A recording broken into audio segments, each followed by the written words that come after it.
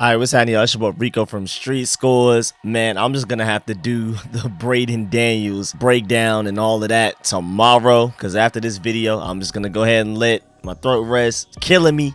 Been streaming for 15 hours over the course of the past 3 days, and I've been doing all of these videos. So I promise I'm gonna get to that one tomorrow, and I'm gonna see about when we're gonna do the call-in show live stream for a review of the draft where y'all call in and all of that. But right now we're focused on the Commanders undrafted free agent signings so far, and there are a lot of really interesting people in here, most notably the electric returner from UCLA. We're gonna take a look at RAS scores, the raw athletic scores. How athletic are these guys? Are these freak athletes or these modest athletes? We're gonna take a look at that. We're gonna take a look at all of the Pro Football Focus grades that we can get for anybody and any advanced stats that we can get. We're also going to take a look at who these guys are. What do they potentially bring for the team? Where do they fit? All of that type of stuff. So we have a potential electric returner, and y'all know I'm a big fan of replacing Dax Milne and getting a more electric guy, more DeAndre Carter like guy. We're also bringing in a defensive end, another guard, 2 more DBs, a free safety and a strong safety if that's where we want them, and then 2 more wide receivers other than the electric returner from UCLA. So of course we got to talk about where everybody fits on the team.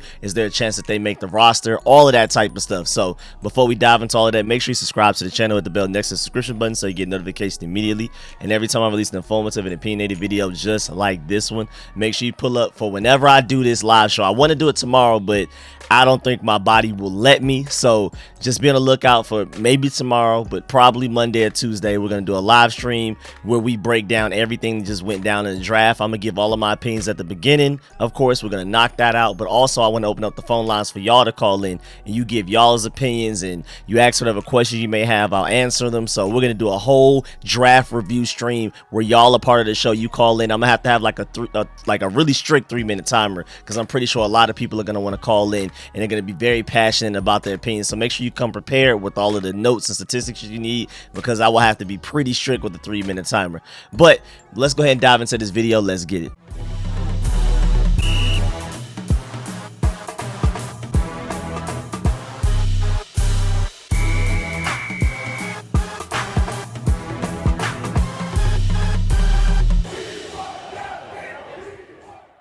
All right, so the Commanders signed wide receiver Jalen Sample out of Minnesota State, guard Mason Brooks out of Ole Miss, Kendall Smith, DB out of Illinois, a teammate of my boy Jartavius Quan Martin, Xavier Henderson, the safety out of Michigan State, Kazmeir Allen, or Kazmeir Allen, I think that's how you pronounce it, the punt returner slash wide receiver from UCLA, who's probably the most notable undrafted free agent we signed. But you also have Joshua Pryor, defensive end from Bowie State, and then you have Mitchell Tinsley, wide receiver from Penn State, a Jahan Dotson teammate. So those are all really interesting signings. Also, we have DeAnthony Jones, the edge out of Houston, that we're reportedly interested in, but there are also other teams fighting for him, the Ravens and the Raiders as well, just to name a few. So if we end up signing them, I'll include them in a separate video, maybe with some more guys that we signed, but we'll see. And then we're also interested in quarterback Chase Bryce out of Appalachian State, and we're going to talk about that one. But there's some interesting relationships here. I mean, shouts out to my love for Washington. He worded it perfectly.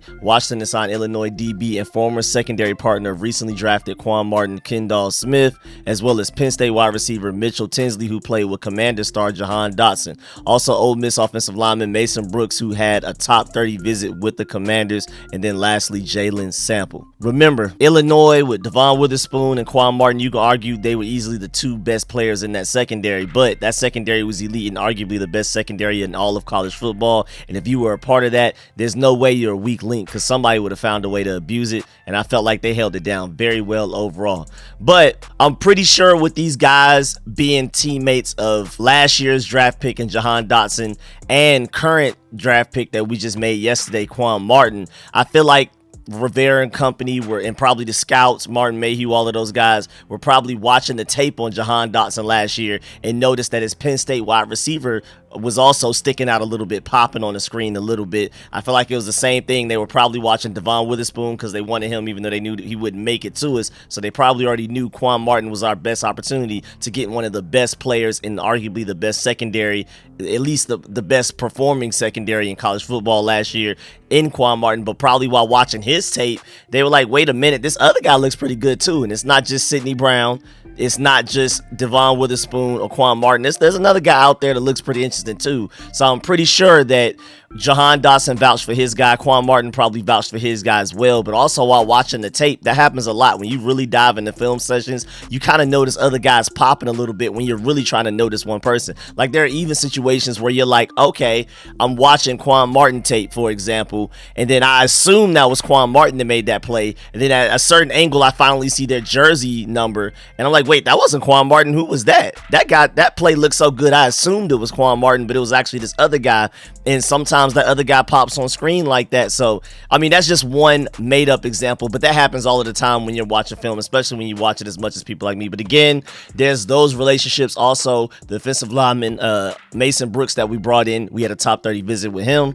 And then the Bowie State defensive end, Joshua Pryor, participated in the Commanders local pro day. So I'm not surprised that we signed somebody from that local pro day. I'm surprised we didn't sign more. But let's go ahead and dive into each individual player that we're bringing in. So Mitchell Tinsley, the wide receiver from Penn State, has a 7.0 RAS score. Not great. His agility grade is the best thing about him, apparently.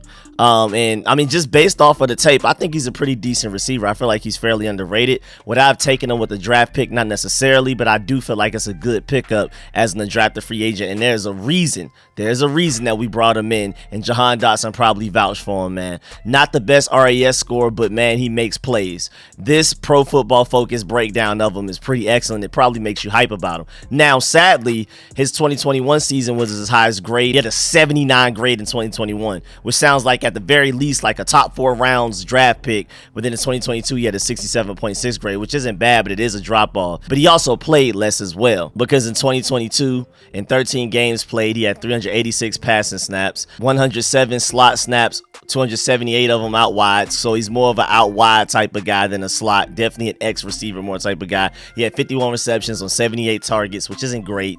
577 yards, which also isn't very productive. But he had 11.3 yards per reception. But again, 2021, all of his stats are way better. I mean, in 2021, he had 1,403 yards. In 2022, he had 577 yards. So he was banged up. He was used less in the offense. I'm not exactly sure why, but it just wasn't as good of a year. 2021, he had 14 touchdowns. 2022, he only had 5. So he had a lot of hype going into that 2022 season. And if we can find a way to tap into that 2022 version of him, we may have a huge steal as undrafted free agent, a guy that should have been taken within the first 4 or 5 rounds. Who knows if he'll ever be that guy again, but it's really interesting.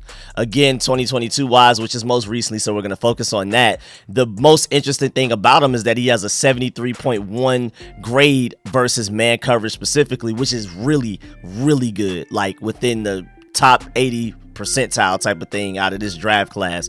And then he also had a 62.5 contested catch rate, which is also really good, even better, even a higher percentile. But sadly, he had a 7.3% drop rate with 4 drops, which is not great, but we can work on that. He had 4 deep catches. He had 8 missed tackles forced. He had 9 screen catches, 16 slot catches, 10 contested catches, 4.2 yards after catch per reception, 11.9 average depth of target, which is pretty far. He had 116 deep yards, 46 screen yards, and 188 slot yards. So this guy's really interesting, man. And then his highest grade in his 2022 campaign was a 74.4.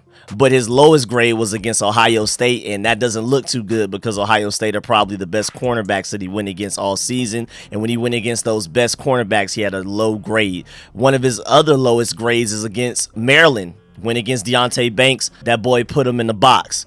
Went against Michigan State, not a good grade. Michigan, he had a fairly decent grade, which is impressive, but for the most part, when he's played against better secondaries, he hasn't looked as good. 2022 wise, 2021.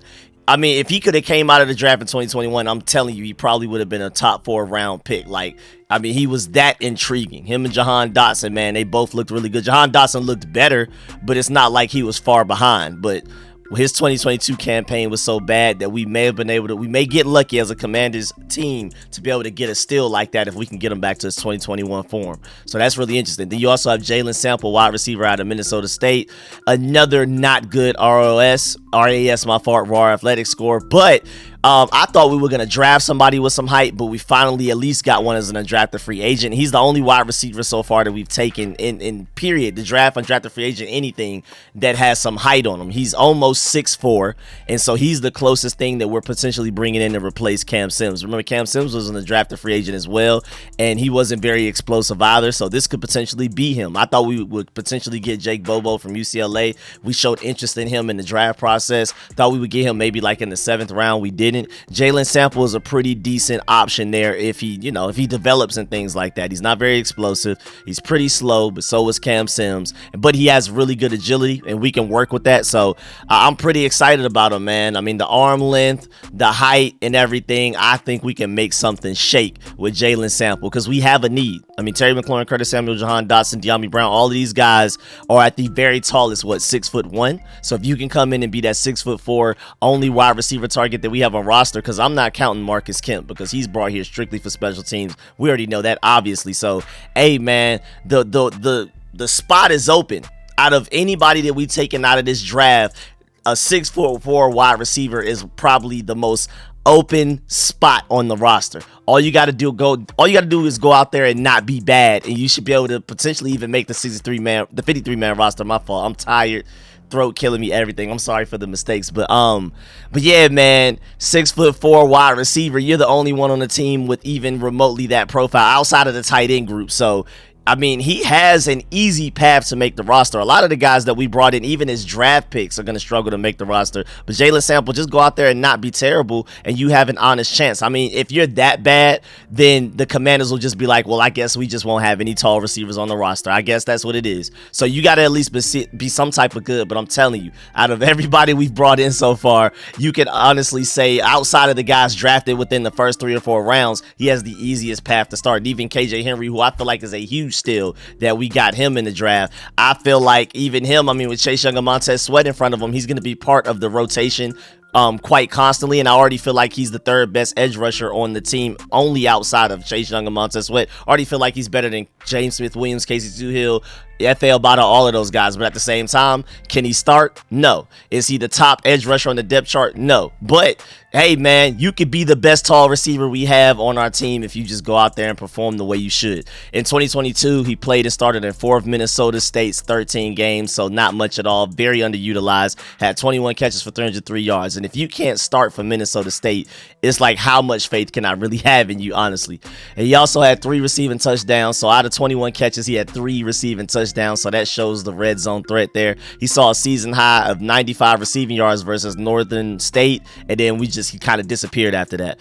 He was named to the All-NSIC Team of Excellence, a semifinal for the William V. Campbell Trophy, and named an NSIC Offensive Player of the Week, I guess, for that Northern State game. So that's his profile. And then the last receiver we're going to talk about, we're not bringing him in here to be a receiver. We're purely bringing him in here to be a punt returner, an explosive punt returner. I've been screaming about Dax Milne, and I call him automatic fair catch because it doesn't matter whether he fair catches it or not. Where he gets the ball, where he touches the ball, is pretty much down there whether he tries to return it or not. It's like you might as well just go ahead and fair catch it every time anyway. So I've been screaming for us to find a replacement and upgrade over Dax Milne. He's safe. Ron Rivera likes safe, but can we get some safe and some explosion? Is that too hard to ask for? We had it in DeAndre Carter and we let him walk. But Kazmeir Allen, wide receiver out of UCLA. Again, I thought we would get another receiver out of UCLA, Jake Bobo, the guy that would add some height. But this guy at 5'8", 183 pounds, track star, back in coming out of high school and things like that, and I think he could thrive as a potential punt returner for the Commanders. It's literally between him and Dax Milne right now competing. I mean, we'll see if Dax Milne ends up winning it, but I'm rooting for Kazmeir Allen to win it because I do want some explosion. Now, his RAS score is terrible, but on tape, he looks way more explosive than that. I don't know what happened when he tested. I don't know if it was at the Combine or Pro Day. Wherever he did it, it was terrible. But let's dive into his history. The former track star had quite the journey over his 5 years with the UCLA Bruins, opening up his career with a 70-yard touchdown in his collegiate debut against Cincinnati in 2018. So I knew UCLA after that was like, oh, we got one. But after that, it wasn't exactly all of the hype that they hoped it would be. Allen added a receiving touchdown that year as well, racking up 223 yards from scrimmage as a true freshman. So there was something to build on. But After only playing 4 games in 2019, then he was limited to 2 appearances in 2020 due to a battle with COVID-19. And then when he returned in 2021, Allen played in all 12 games and thrived as both a receiver and kick returner. Allen's 2-touchdown day against USC, which is pretty high competition. It ain't the Big Ten, it ain't the SEC, but USC is still, that's pretty decent to go out there on the big lights and do that. But Allen's 2-touchdown day against USC that fall became one of the defining moments of his career, and it marked another breakout day for him as a speedy playmaker. For his career, Allen went for 1,312 yards and 11 touchdowns from scrimmage, in addition to 1,054 yards and 1 touchdown on special teams. He's got it in him. Can we just tap into it to find it? You can argue he's the most intriguing undrafted free agent that we brought in here. Again, for reasons I've already stated, Jalen Sample has the easiest path to making the roster, but Kazmeir Allen, my fault, I keep pronouncing his name wrong. I am really tired. But Kazmeir Allen gives you the best chance to potentially change some field positioning, because Dax Milne like him as a safe guy, but as an explosive returner, he doesn't have it. We're going to have Antonio Gibson on kick returns, but we need a true punt returner that can flip field positioning, and maybe that's the guy. I thought we were going to bring in other guys, but the Patriots stole the guy I wanted. I think they took him in like the 6th round or something like that. I was thinking we can get him as an undrafted free agent, but the Patriots are weird. They're the same team that drafted a punter in the 4th round, I believe, and then they went and came back and drafted a kicker in like the 6th or 5th or something like that. They drafted a punter, a kicker, and a punt returner all in the same draft. I don't know what the Patriots are doing. It's getting to the point where we just got to stop assuming that Bill Belichick is a genius, because that sounds ridiculous. And after the way that he handled that tight end situation like a couple of years ago, we got to stop giving him the benefit of the doubt, because that's insane. A punter, a kicker, and a punt returner in the same draft is crazy. But yeah, then we had Joshua Pryor, defensive end from Bowie State.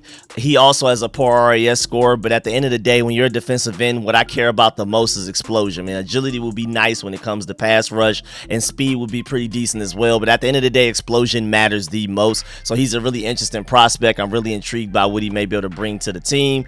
And then he had a workout with Washington all the way back for the local pro day. He's 6'4", 250 pounds. 49 career games under his belt from 2018 to 2022. A breakout season in 2021 with 73 tackles, 21 tackles for losses, 6 sacks, and 2 fumbles forced. So there's kind of like a common theme where a lot of the players that we brought in as undrafted free agents had great seasons in 2021, and we don't know what happened in 2022, but we're just going to have faith that they could get back to their 2021 versions of themselves. That's Kazmeir out of UCLA, the returner. That is the receiver out of Penn State, Mitchell Tinsley, that's Jahan Dotson's boy, and then now you also have Joshua Pryor. If we can get the 2021 versions of those guys, we can just erase 2022, and they can develop from the 2021 season and keep going. We may have something special. We may have some steals, but the last time we saw them, they weren't that great. I think the Commanders just went back and watched the tape and was like, man, we just got to get that out of them, and we can make magic happen. So they're trusting their coaching staff to get the best out of these guys and turn the time backwards and go back to 2021 and get greatness. Xavier Henderson, strong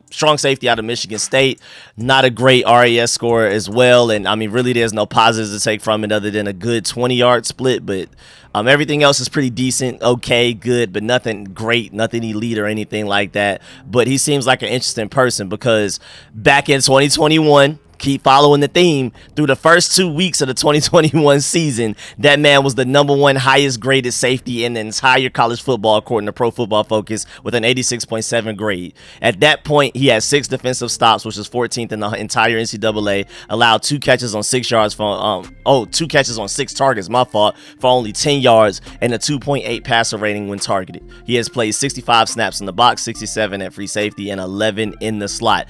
Up to 2 weeks through the 2021 season, he looked like he could have been one of the best safeties in the nation, but he didn't finish the 2021 season strong, and he didn't have a strong 2022 season either. So that's really interesting, man. That is such a weird phenomenon there. I'm telling you, man, these are some weird players that if we could just tap into specific times in their lives, we may have some special players. But in 2022, as a 5th-year senior, Henderson saw action in 7 games while also playing 452 snaps. He logged in 30 tackles, 10 assists, and made 9 stops in coverage. Henderson had no no pass breakups, no interceptions, and surrendered a disappointing QB rating when targeted 121.4. So I am afraid. I'm very afraid, but we'll see how this goes, man, because maybe the Commanders see something I don't. Then you got Kendall Smith, free safety out of Illinois. Again, Quan Martin's boy, and he probably vouched for him. The size is great, but we'll see about the speed and the explosion. Not really good. And then the agility is terrible, but when you actually go watch the tape, he doesn't seem that bad.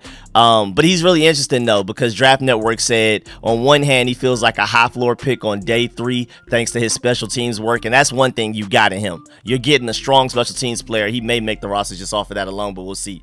And how that's developed his open field tackling efforts and the ability to claim a roster spot. But for all of the questions of his age, I mean, he is older. You know, he's definitely up there in age, but you know the Commanders love some older guys. But for all of the questions of his age, it is also worth acknowledging that you may get some developmental upside. I'd bet on Smith on day 3 to be a special teams contributor and try to develop him into a coverage player who could challenge to take significant snaps someday. And I'm intrigued by that as well. And then you have Mason Brooks, the offensive tackle from Mississippi. And first of all, SEC, let's go ahead and point that out. And he didn't test enough to really get an RAS grade. His size is small, but he had a great explosion grade. I wish I could have known what his speed and agility was, because he could have easily have been by far our best RAS score out of all of the undrafted free agents, the most athletic guy that we brought in. But we will never know, because his explosion was the only thing that he tested for real, and it was great. But again, he's kind of undersized, and then he's not very strong because he did poorly in the bench. But you never know, man. I would have I mean, based on what I've seen from the little bit of tape I watched, he does seem like a pretty good athlete, a developmental guy that comes with some tools that you can work with him over the next couple of years and see what he turns into. In 2021, as a senior, Brooks saw action in 14 games and played a total of 1,052 snaps for the Hilltoppers. He allowed 13 QB hurries, 1 QB hit, and 4 sacks while playing at right tackle. After season's end, Brooks transferred to Ole Miss, whereas a fifth-year senior, Brooks saw action in 8 games and played a total of 113 snaps for the Rebels. And in that 113 snaps, he allowed no QB hurries, no QB hits, and no sacks while playing most of his snaps at right guard. So he was terrible at right tackle. When he went to Ole Miss, he moved to right guard, and he was just locking everything up. Nothing got by him in the SEC. So there's a high ceiling guy, high potential guy. The tape looks really good from what he did for the past couple of games for Ole Miss. We'll see if that can actually, continue. He can keep developing and elevate his game over time with that.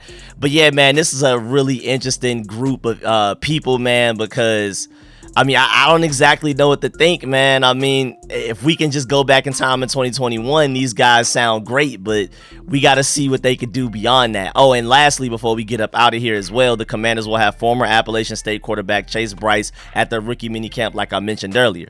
As Tom Pelissero reported, Bryce will also attend the Falcons camp. They're different weekends, and rookie camps are basically open tryouts, so there's no commitment. And Washington needs an arm after not drafting a quarterback. Remember, we didn't go quarterback, and Jake Fromm right now is our third string quarterback, and at this point I'll take one of y'all watching this video over him, even as a Georgia Bulldog fan. Like I said, I'm a Georgia Bulldog diehard fan, but I'm gonna keep it 100. I kept it 100 about Nolan Smith, about Keely Ringo, all of those guys. I'm gonna hype up the guys that deserve it, but the guys that don't deserve it, I'm gonna tell you, like Nolan Smith, I love you, but you better move the off-ball linebacker. Edge rusher is not it. Keely Ringo, I don't see you going within the first 2 rounds because you're very scheme dependent. Somebody's gonna have to hide your weaknesses, and your terrible hits are very susceptible to double moves. And Jake Fromm is just plain old trash, in my opinion, as a quarterback. So, hey, man, it is what it is. We need to. I'll bring back Steven Montez to be over Jake Fromm on the depth chart, is my opinion. Remember, Jake Fromm is the one that had Bobby McCain out here looking like an all-pro with 2 interceptions in 1 game. That should tell you everything you need to know. But yeah, man, that's the end of this video. I don't know if we'll end up signing some more and drafting free agents. Remember, we got that one guy, DeAnthony Jones, the edge out of Houston, that we're interested in, but he also has other teams fighting for him. So we'll see if we end up getting him. If we do, I'll make a video on him. But so far, these are all of the undrafted free agents, and let me know how you feel in the comment section about all of these guys. Who are you the most hype about? Who do you feel like has the best chance of making the team? Do you feel like if we could just go back in 2021, all of these guys could be potentially great, like I'm saying they could be? I'm joking, but you never know, man. Maybe the Commanders trust their coaching staff to do it. Every coaching staff thinks they're the smartest coaching staff ever, and everybody believes they can take somebody that somebody else couldn't fix, and they can fix them. So you never know. But let me know. Please leave a like on this video if you like it. If you learned anything, let me know how you feel about everything. Shouts out to all of my sponsors, especially my Pro Bowl sponsors. Let me see scrolling on the screen right now. I'm gonna catch y'all later. I'm out.